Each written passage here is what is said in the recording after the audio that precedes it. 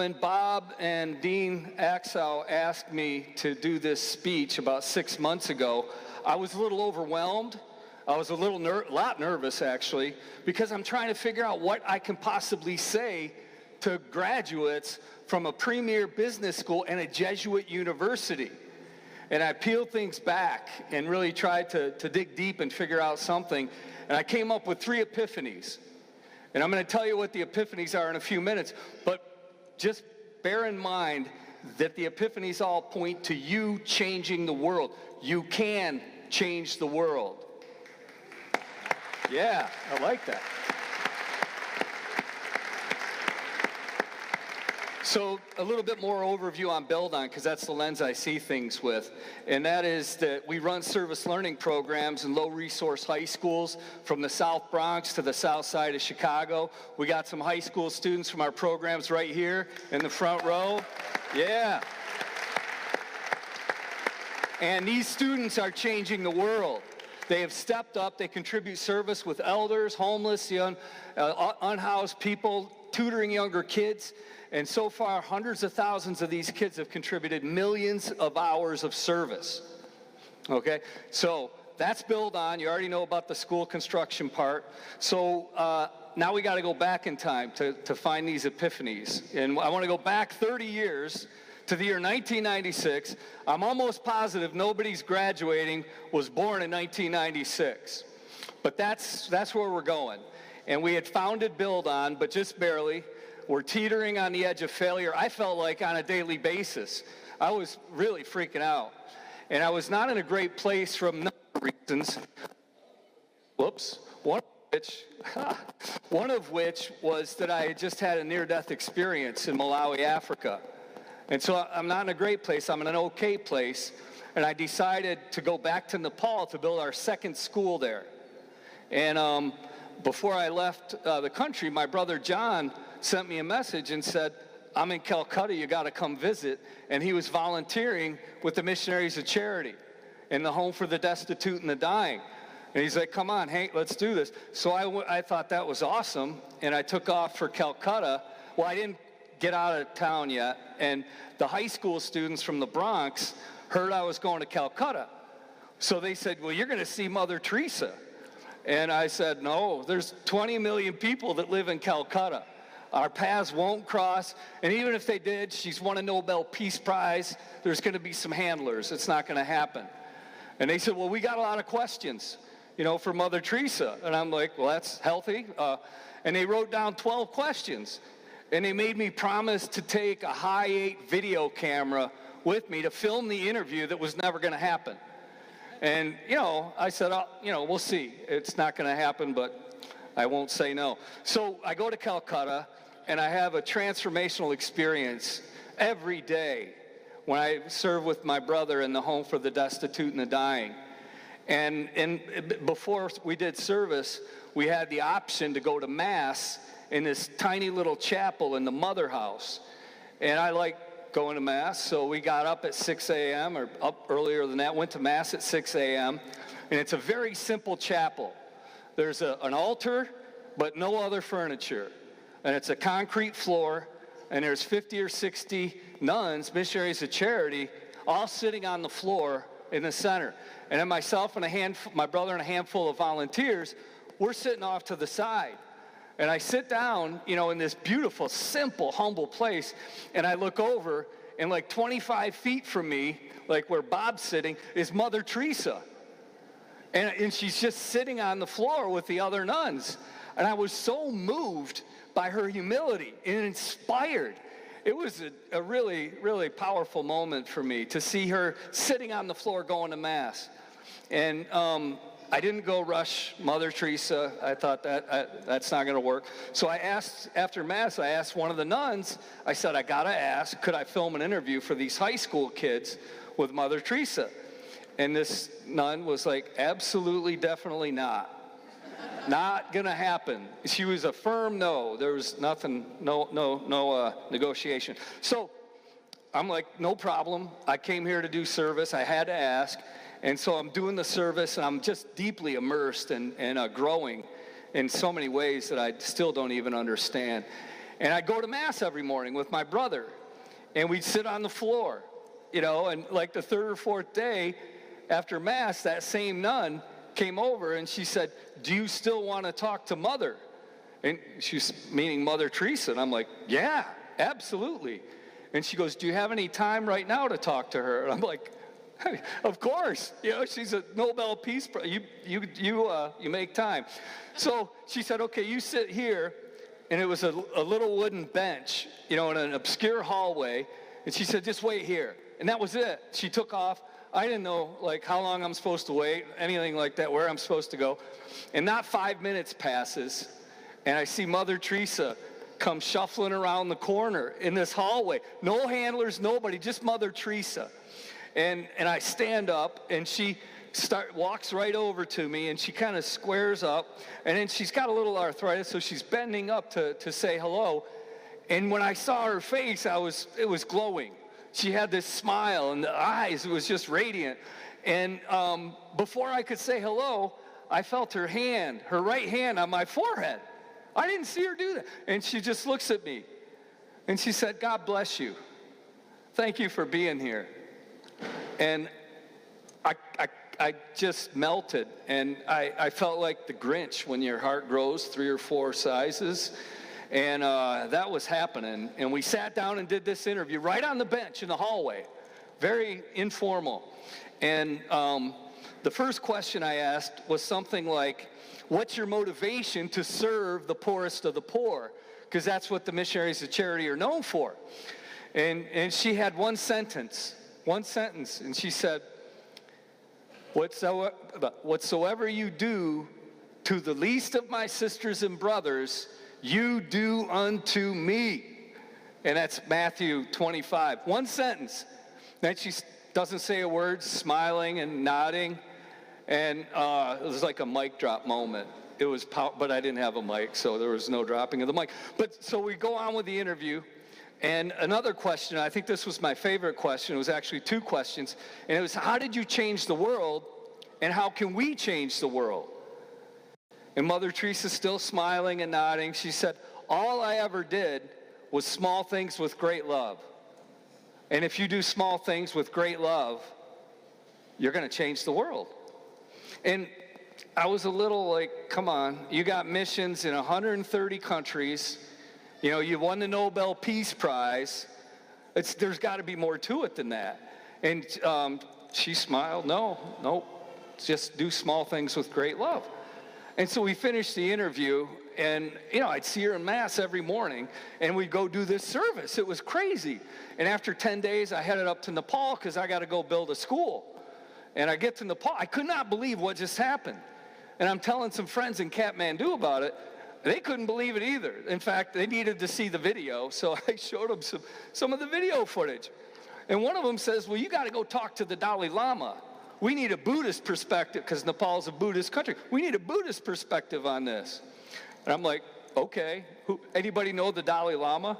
And I knew the answer to that question, but this one woman said, "Well, I have a friend that lives in Dharamsala. Send him a fax message." You don't know what those are, probably. Pre-internet, anyway, she said, "Send a fax message to Dharamsala and to this guy and mention my name." And we're like early 20s, mid-20s. We don't have a network. This person's never going to respond. So I did, I humored her. I wrote the fax. I sent it. And then I took off into the mountains. And it was a lot. It was the village we wanted to build in was 2 days walk from the nearest road. And it was like at 12,000 feet. So it's pretty remote. I'm up there for 3 or 4 weeks. And I got to come down to get some cement. We ran out of cement. And I was going to hustle up a mule train to carry the cement. So I come down, and I check the fax machine, and there's a bunch of messages, but there's one from the office of His Holiness, the Dalai Lama. And, I read it. I was prepared for a compassionate rejection, right? He's the Buddha of compassion. So I read it, and it said, "Yes, His Holiness would like to talk to you. When can you come to Dharamsala?" I had to read it a bunch of times. I didn't believe. So I just made it up. I said, I'll be there Monday, you know, and because I didn't want any time. They might close the window on that opportunity. So I haul ass back up to the village with a mule train and all the cement, and I get to there, and then I just, you know, talk to some folks, let them know I'm going to be gone for a week or so, and I took off back down the mountain and found my way to Dharamsala, India. Had no idea where it was on a map, and the next thing you know, I'm sitting in the living room of His Holiness, the 14th Dalai Lama. And, you know, I'm sitting on a couch. It's kind of an upgrade from the bench, I thought. It was nice. But anyway, I'm sitting and I'm nervous. Like, I'm really freaking out because I didn't have any time to be nervous for Mother Teresa. That just happened. Like, but with the Dalai Lama, man, I'm sitting in that living room pacing, you know, like, how do you greet? You know, what do you know, I didn't know what to do or say. And I look and I see a poem that's on the wall. And it's, I like poetry, so I read the poem, you know, and it was powerful. I read it like 3 times, and I wrote it down in my little notebook. And then I got to read it to you. It's very short, don't worry. It says, never give up. No matter what is going on, never give up. Develop the heart. Be compassionate, and never give up. Work for peace in your heart and in the world. Work for peace. And I say again, never give up.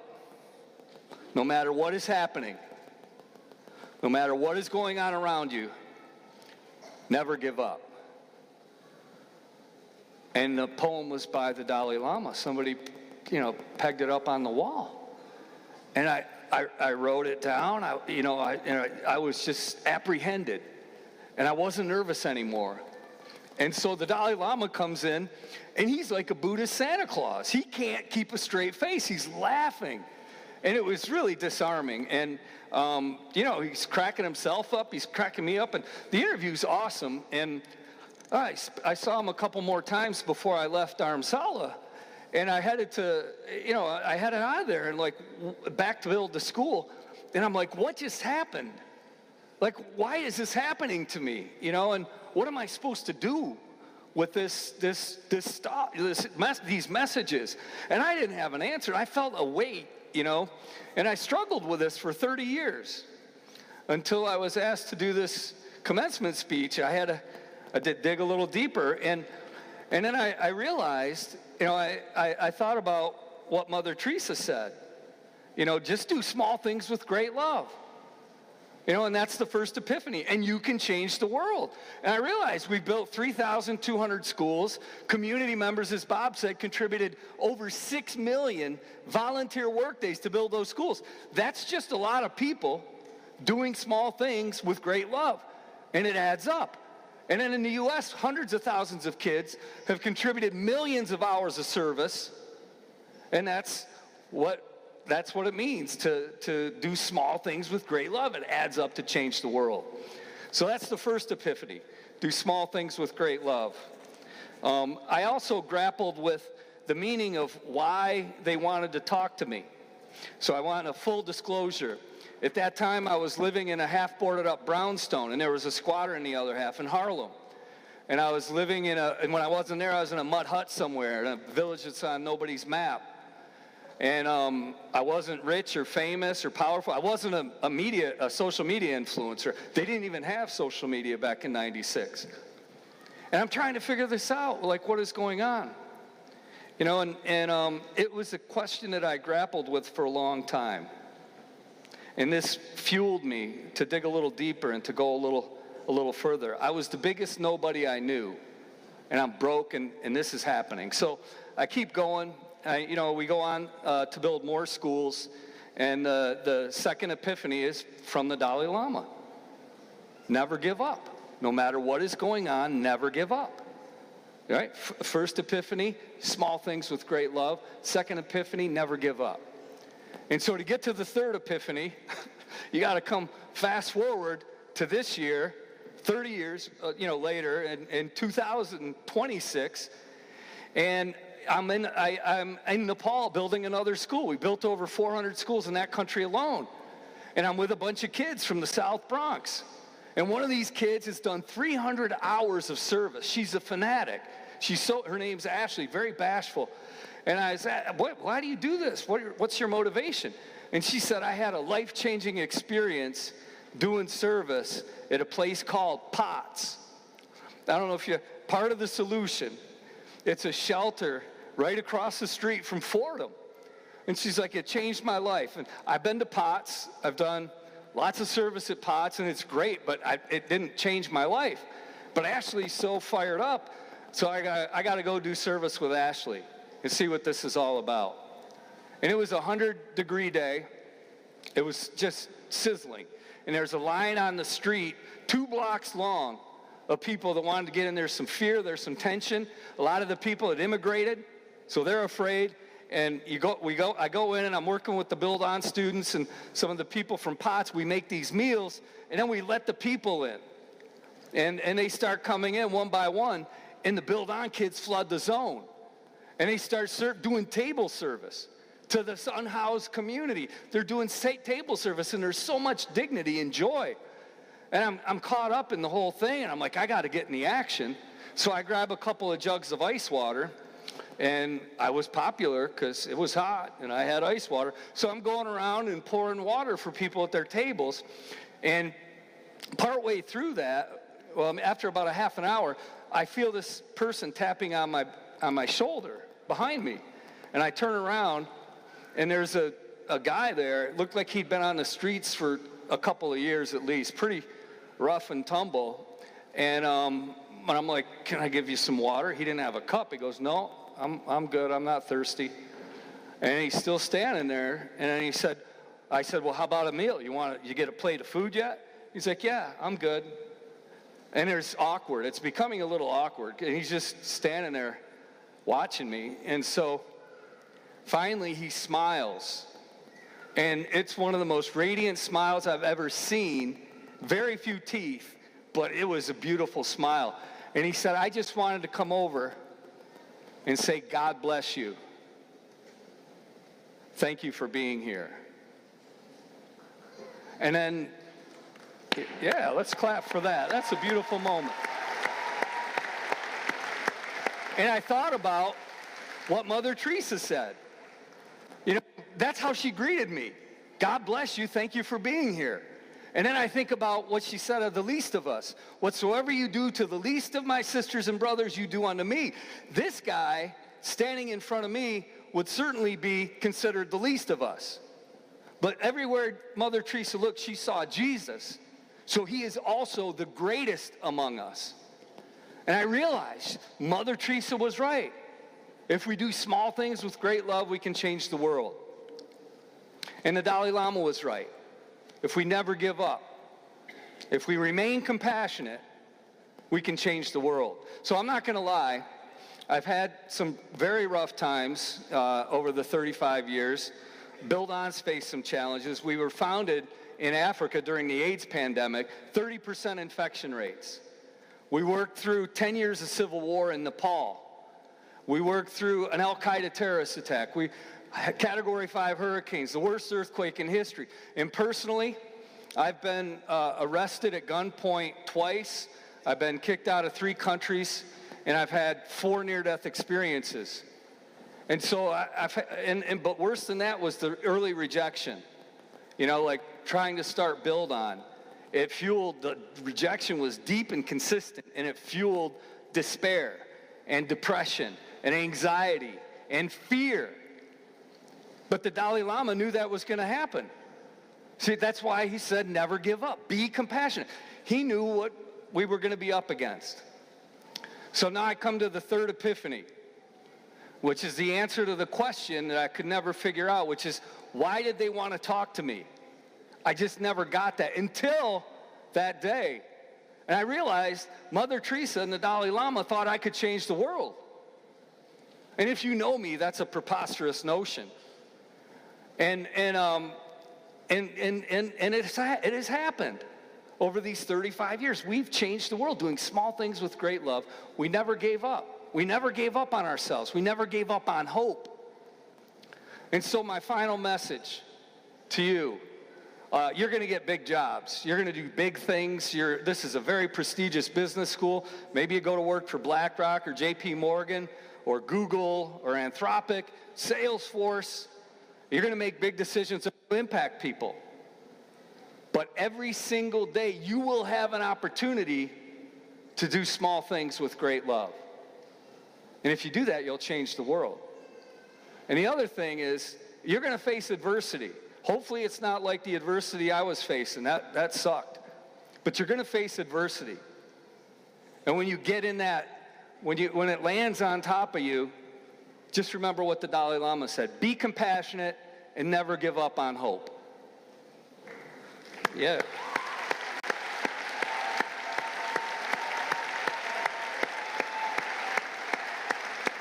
So this is your time.